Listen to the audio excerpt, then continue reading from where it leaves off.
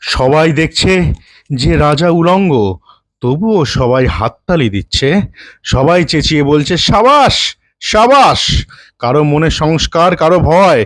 কেউ বা নিজের বুদ্ধি অন্য মানুষের কাছে বন্ধক দিয়েছে, কেউ বা পরান্ন ভোজী, কেউ কৃপা প্রার্থী উমেদার প্রবঞ্চক।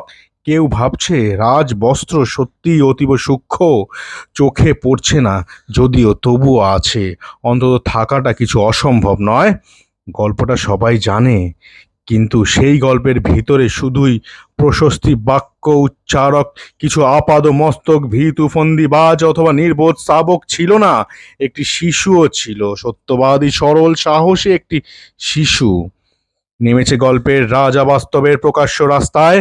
আবার হাততালি উঠছে মুহুর্মুহু, জমে উঠছে স্তাবক বৃন্দের ভিড়, কিন্তু সেই শিশুটিকে আমি ভিড়ের ভেতরে আজ কোথাও দেখছি না। শিশুটি কোথায় গেল?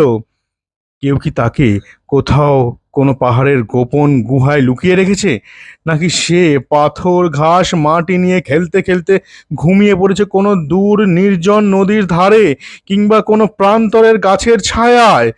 যাও, যেমন করেই হোক তাকে খুঁজে আনো। সে এসে একবার এই উলঙ্গ রাজার সামনে নির্ভয়ে দাঁড়াক। সে এসে একবার এই হাততালির ঊর্ধ্বে গলা তুলে জিজ্ঞাসা করুক, রাজা, তোর কাপড় কোথায়? আর সবশেষে একটাই কথা, justice delayed means justice denied.